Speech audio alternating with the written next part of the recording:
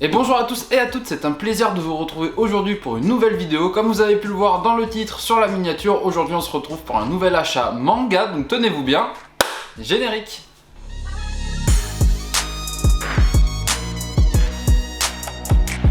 Et donc le premier achat dont nous allons parler aujourd'hui, c'est le volume 18 du Atom Magazine, puisque cette fois à l'honneur c'est Kentaro Miura et Berserk, et donc forcément, si vous avez suivi un petit peu l'actualité manga cette année, vous avez malheureusement vu passer certainement que l'auteur nous a quittés, malheureusement, encore une fois je le répète, mais donc une pensée pour la famille forcément.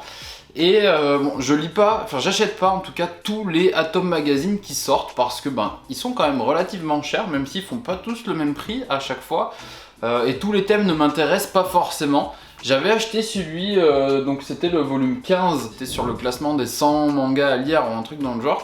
Et celui-là, la couverture, elle est quand même assez incroyable, on va pas se mentir. Donc je pouvais mal passer à côté, donc je suis très content de me l'être procuré. Et il est disponible au prix de 13,90 €. Donc je pense qu'actuellement il doit pas être disponible, et je pense qu'il sera réimprimé par la suite, j'espère en tout cas. Donc si jamais vous pouvez vous le procurer, clairement foncez à 100%. On enchaîne sur une série que je poursuis et sur laquelle j'ai acheté un tome en ayant oublié un. C'est un petit peu ma spécialité dernièrement. Donc j'ai acheté le tome 17 de Dr Stone, sachant que je n'ai pas acheté le tome 16. Donc voilà, merci à moi, bien joué. J'ai un peu le seum, je vais pas vous mentir, mais je le fais tout le temps. Donc dans le prochain achat manga, si j'y pense, je rachèterai le tome 16. Après, j'ai lu que jusqu'au tome 15, donc forcément, quand j'aurai besoin de lire le reste de la série, ça va me manquer et je l'achèterai à ce moment-là.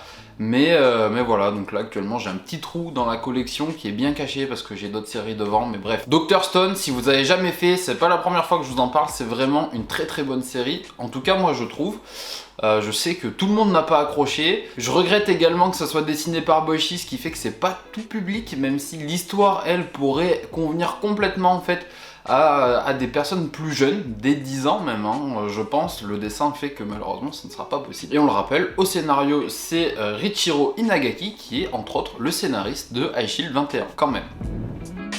Donc récemment sur la chaîne, j'ai sorti une vidéo sur mes 3 plus gros coups de cœur de ces 12 derniers mois. Donc à savoir les 3 séries que j'ai le plus appréciées depuis que je suis libraire, grosso modo. Si vous avez vu la vidéo, vous avez vu le problème auquel je me suis confronté, c'est-à-dire que j'ai tourné la vidéo au mois de juillet, et qu'entre temps, il y a des tomes de sortie sur ces séries-là. Et donc ces tomes, je me les suis procurés entre temps. Donc il y a eu, à savoir, sur la série Les Carnets de l'Apothicaire, un tome 5 qui est ici et un tome 6. À chaque fois les couvertures sont des masterclass. Je trouve vraiment trop belles les couvertures de cette série. Kiyun fait vraiment bien le travail là-dessus. Même si c'est plus les japonais, les couvertures japonaises qui ont été reprises. Ça rend quand même vraiment super bien et j'adore cette série, j'adore vraiment cette série. Mais il y a également eu un tome 5 de Spy Family, le tome 6 est très certainement sorti depuis que la vidéo est sortie, donc il sera dans le prochain achat manga. En plus il y a un collector pour le tome 6, donc je l'attends avec impatience. Mais donc c'est pareil, un excellent manga, un très gros coup de cœur. Et si vous voulez en apprendre plus sur Spy Family, Les Carnets de l'Apothicaire et Cigarette and Cherry, je vous invite à aller voir ma précédente vidéo, qui a pas super bien marché au passage, mais c'est les aléas de la vie. Quand on est irrégulier sur YouTube, à un moment donné ça se paye de toute façon. Et donc je vous en ai parlé juste avant, le tome 5 de Cigarette and Cherry. C'est pas la couverture que je préfère, je vais pas vous mentir, mes favorites actuellement c'est quand même celle du tome 3 et celle du tome 5. Mais quand même, ça reste une jolie couve, avec à l'intérieur un tome qui était excellent. Le tome 6, il y a le tome 7 qui arrive là le 17 novembre, je crois, si je dis pas de bêtises. Ou un truc dans le genre aux alentours du 17 novembre, et j'ai très hâte parce que cette série est vraiment incroyable, je trouve.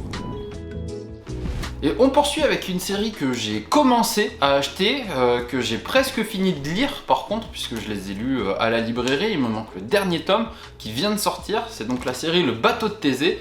Et j'ai profité que les 3 premiers tomes soient encore à 3 €, donc au prix découverte.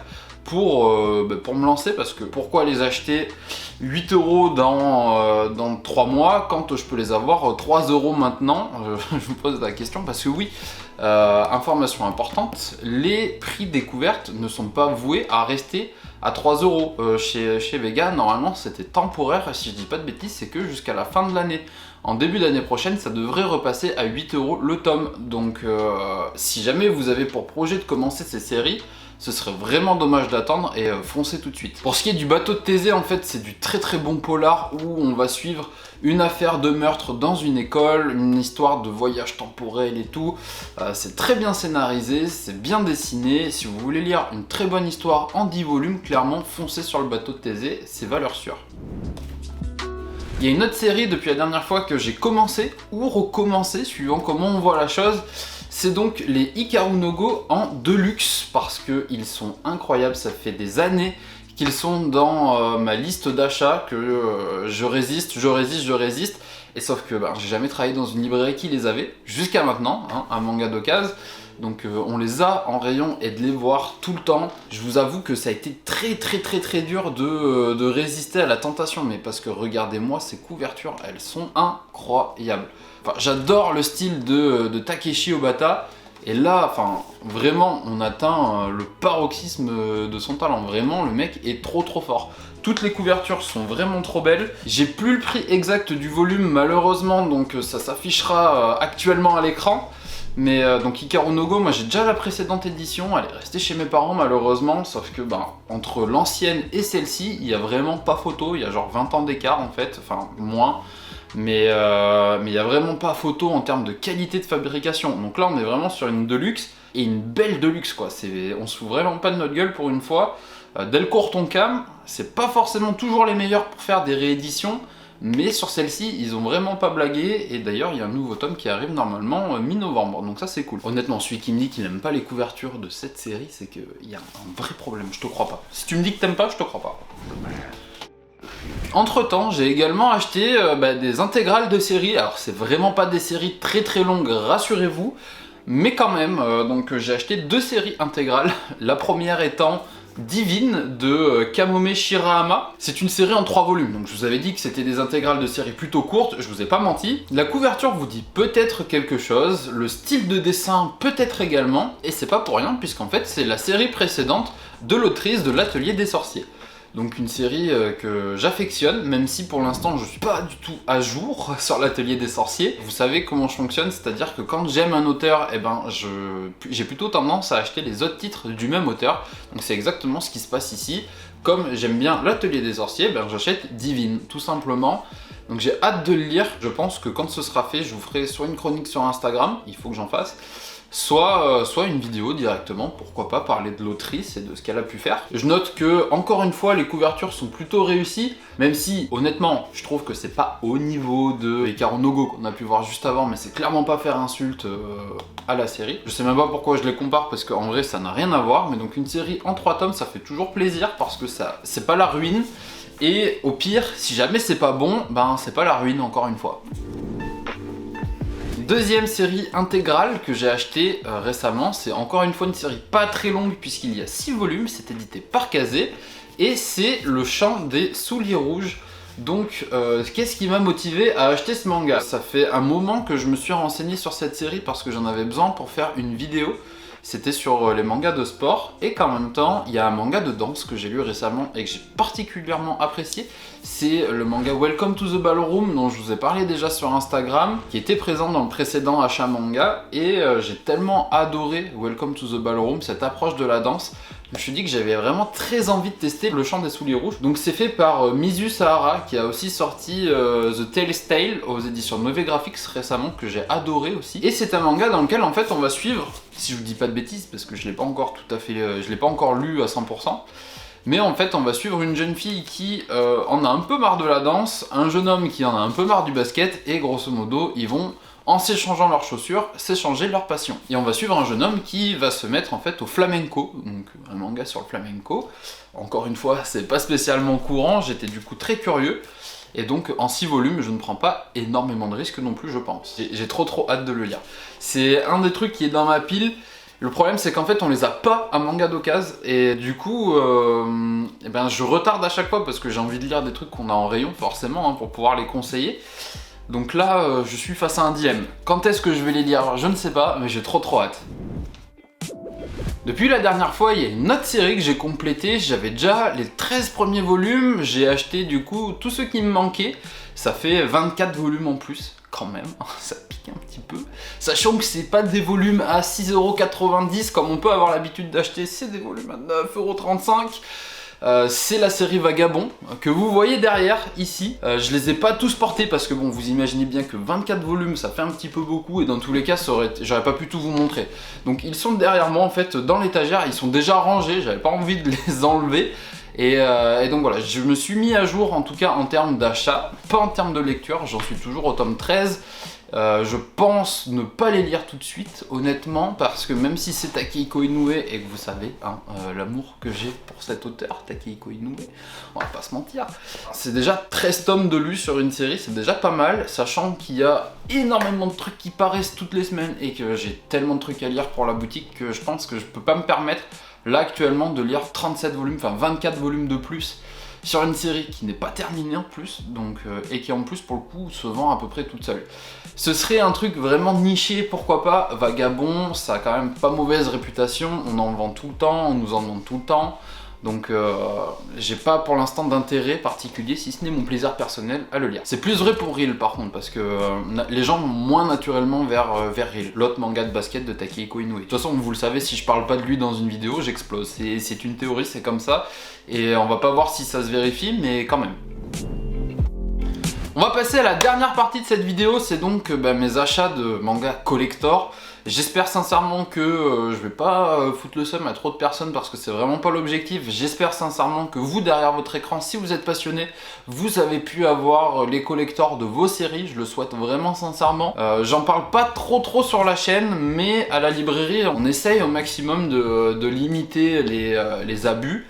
C'est pas possible de tout contrôler malheureusement, mais voilà, c'est difficile d'endiguer ce phénomène là d'achat pour la revente au niveau du manga, c'est même impossible malheureusement. Bref, je me suis un petit peu perdu comme à chaque fois que je parle du sujet, et donc depuis la dernière fois j'ai pu acheter quand même plusieurs collectors, hein. Et donc on va commencer par le coffret collector du tome 19 de Demon Slayer qui comprend du coup le tome 19 ainsi que le roman sur le papillon qui ne pouvait plus voler. Bon, on va pas se mentir, Panini, ils se sont pas vraiment foulés au niveau du coffret, c'est-à-dire qu'ils ont pris le même que pour le tome 17, ils ont juste changé le texte et la couverture, et c'est tout, hein. Je vous avoue, de premier abord, j'avais vraiment l'impression que c'était la même couleur, mais il se trouve que, bon, j'ai bien fait de vérifier, ça l'est pas, c'est quand même très léger. Je sais pas ce que j'aurais voulu, en fait, concrètement parlant, mais je sais pas, je trouve pas ça quand même folichon. On enchaîne sur d'autres coffrets collector, donc récemment est sorti le coffret donc numéro 4 collector de The Promised Neverland, avec à l'intérieur le roman Au fil des souvenirs plus le fanbook officiel, donc Mystic Code. Sur la couverture en plus du Mystic Code, il y a une sorte de 0, donc comme si c'était le tome 0 de la série.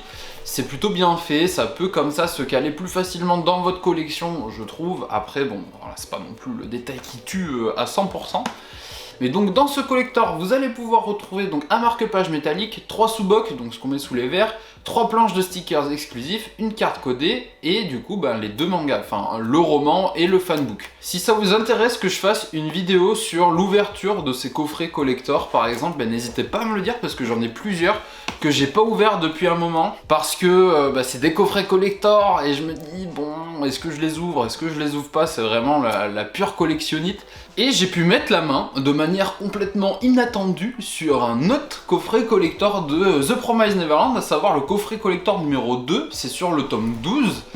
Je pensais que plus jamais de ma vie je le trouverais neuf, et en fait il nous en restait un manga d'occasion caché dans un coin. Ce qui fait que j'ai pu me le procurer, je m'y attendais vraiment pas du tout, mais quand je l'ai vu, je n'ai pas hésité une seule seconde, parce que vous me connaissez. Et donc j'ai pu m'acheter du coup 2 coffrets de The Promised Neverland. Il m'en manque 2, celui du tome 9 et celui du tome 13. Mais les deux étaient sortis en fait à une époque, et le coffret du tome 12 c'est pareil, hein, c'est sorti à une époque où je pouvais pas m'acheter trop de mangas malheureusement. J'ai un peu le seum parce que je voyais les collectors passer au fur et à mesure. et je savais que je pouvais pas les prendre. Et en plus, enfin, 3 coffrets collector en 5 volumes, en 4 volumes même, c'est quand même un peu de l'abus, on va pas se mentir. Hein. C'est un peu n'importe quoi du côté de Kazé là. Après bon, j'imagine que s'ils l'ont fait, c'est parce qu'il y avait des collectors au Japon et c'est comme ça. Il y a d'autres séries, c'est pire, hein. On va pas parler de Bakemonogatari ou l'Atelier des Sorciers où il y a un collector à chaque volume. Mais le fait est que, bon, un collector à 17 balles à chaque fois, ça fait un petit peu mal, sachant que même le deuxième, enfin le collector du Mystic Code, il est à 19 € si je dis pas de bêtises. Bah, de toute façon, j'ai le prix, hein, c'est 19,98 € le collector numéro 4 et 16,88 € le collector numéro 2. Donc on parle en numéro de coffret. Si jamais ça vous intéresse que je vous fasse une sorte d'unboxing en fait de ces collectors en vidéo, n'hésitez pas à me le dire parce que j'en ai plusieurs des collectors qui sont encore emballés. Comme ça vous pourrez voir en même temps les produits qu'il y a à l'intérieur, hein, comme sur un tome de l'Attaque des Titans ou ce genre de choses. Donc n'hésitez pas à me le dire. Ça peut être faisable, même si les collecteurs de l'Attaque des Titans, ça me fait un peu chier de les ouvrir parce que tout se barre en fait après, c'est un peu chiant. Faudrait que j'achète une boîte où tout ce qui était dans les collecteurs, je puisse le mettre à l'intérieur parce que là sinon je sais vraiment pas du tout où mettre les trucs. Et donc c'est bien quand c'est emballé, c'est tout paqué et c'est bien pratique. Autre coffret collector donc, que j'ai acheté récemment, c'est celui du tome 30 de My Hero Academia qui est sorti au mois de septembre. Donc à l'intérieur vous aviez donc, le manga avec une jaquette alternative qui reprend du coup la couverture du box. Vous aviez également le roman My Hero Academia numéro 5, vous avez un petit stand acrylique de 10 cm, c'est un petit truc pour venir décorer la bibliothèque, ainsi qu'un ex libris. Alors, sachant quand même que plusieurs personnes ont ouvert leur collector et se sont rendu compte qu'à l'intérieur il manquait des trucs, et c'est arrivé aussi pour le collector de The Promised Neverland qu'on a pu voir juste avant, ce que je trouve quand même assez abusé de la part des éditeurs parce qu'ils sont là, ils nous teasent un collector plusieurs mois avant. Remember Kiun là qui vient quand même d'annoncer mi-octobre son collector sur le tome 13 de Jujutsu Kaisen qui sort au mois de février. C'est quand même bien de l'abus hein, de l'annoncer aussitôt, on va pas se mentir. Mais du coup en fait je trouve ça un peu abusé de la part des éditeurs d'annoncer les collectors aussitôt et que quand ça sort ils sont pas complets quoi. Enfin c'est quand même un délire, c'est du collector. C'est pas pour qu'il manque en fait tous les trucs exclusifs qui sont censés être à l'intérieur. C'est arrivé aussi pour le tome 34 de l'Attaque des Titans. On a des personnes qui sont revenues à la librairie en me disant il nous manque des trucs à l'intérieur. Enfin c'est quand même quoi. Surtout sur celui de l'Attaque des Titans. C'est un des trucs les plus attendus quand même depuis longtemps. C'est le dernier tome de la série. Et Pika oublie dans certains paquets de mettre les choses. Je trouve ça quand même un peu honteux même. Pour dire les mots tels qu'ils sont. Donc ce coffret de My Hero Academia, il était à 17,25 € et il y a encore quelques librairies qui en ont, donc n'hésitez pas à foncer pour essayer de le choper, parce que faut saisir votre chance, hein, tout simplement. C'est pas parce que votre Fnac à côté de chez vous n'en a pas que d'autres librairies n'en ont plus. J'en ai parlé juste avant par rapport au problème de collector pas complet, mais donc j'ai aussi acheté le tome 34 de l'Attaque des Titans. La série, vous la voyez jamais dans ma bibliothèque parce qu'elle est chez mes parents, tout simplement. J'espère prochainement, enfin quand je dis prochainement, je sais pas dans quelle échelle temporelle ça se situe, mais j'espère pouvoir rapporter chez moi tous les mangas qui sont restés chez mes parents, et il y en a un paquet, ça fait genre 6 ou 7 cartons je crois. Donc pas des cartons remplis parce qu'un carton rempli c'est importable et mes parents ont déménagé, mais je vous raconte vraiment trop ma vie, c'est un délire. Mais j'espère vraiment pouvoir rapatrier tous mes mangas prochainement et avoir ma maxi bibliothèque complètement remplie. Donc dans ce tome de l'Attaque des Titans limité, vous aviez donc une jaquette réversible, le livret des 100 premières pages, de 100 pages pardon, regroupant les storyboards des chapitres 1 et 2 publiés pour la première fois, c'est un délire. Il y a également 2 cartes postales couleur à l'intérieur ainsi qu'un ex libris noir et blanc dessiné par l'auteur. C'est quand même pas mal. C'est un des collectors les plus intéressants que Pika ait fait sur cette série, je vais pas vous mentir. C'est peut-être celui qui m'a le plus plu depuis le collector où il y avait des marque-pages à l'intérieur. Je sais plus lequel c'était, mais ça c'était un vrai collector utile que j'avais apprécié et je me sers toujours des marque-pages à l'heure actuelle. Donc c'est pour vous dire, les collectors où c'est des sous-bocs à l'intérieur ou des badges ou je ne sais quoi, franchement, voilà. Je les achète parce que c'est des collectors, mais c'est tout. Hein. Je trouve ça quand même bien flingué. J'avais pas fait attention avant, je viens de le voir en vidéo, mais spécialité de chez Pika en ce moment quand même, c'est mal plié, voilà, je suis dégoûté. La tranche, faudrait que je replie la jaquette en fait parce que ça a été mal fait. C'est vraiment Pika et Glénat, les champions là-dessus en ce moment. Je sais que c'est compliqué les impressions à l'heure actuelle pour les éditeurs, mais là, entre le fait que les collectors sont pas complets ou que les jaquettes soient mal pliées, je trouve que ça commence à faire un petit peu beaucoup. Et je me demande si on se foutrait pas un petit peu de notre gueule. Mais bon, je vais m'arrêter là parce qu'après je vais passer pour une personne aigrie et j'ai pas spécialement envie. On va plutôt parler du prochain et du dernier achat dont je vais vous parler aujourd'hui, c'est du coup le tome 99 de One Piece. J'ai pas fait la vidéo plus tôt, je suis désolé, mais je l'ai acheté à sa sortie, donc au mois de septembre aussi. Il y a le tome 100 qui arrive au mois de décembre aussi, ça va être une belle dinguerie, on va pas se mentir. J'en veux un petit peu à Glénat de le sortir au mois de décembre, en pleine période de Noël en librairie, ça va être un délire. Déjà qu'il y a la queue à manga d'occasion de manière générale, je pense qu'à Noël il va y avoir pas mal de queues. Si on cumule cette queue là avec la queue du collector, ça va être n'importe quoi. Ça va vraiment être n'importe quoi. Et on va pas être la seule librairie à être impactée, ça c'est une certitude, ça va être vrai pour tout le monde. Donc on va bien voir comment ça va se passer. En tout cas, c'est quand même, je trouve, un beau collector, même si ça reste juste une surjaquette, quand même. Elle est cuirée, mais ça reste une surjaquette. C'est plutôt cool, honnêtement. Ça rend bien, ça fait un bel objet. Et vivement que le tome 100 vienne compléter cette série. Sachant quand même que pour One Piece, c'est comme pour l'attaque des Titans, les tomes sont chez mes parents.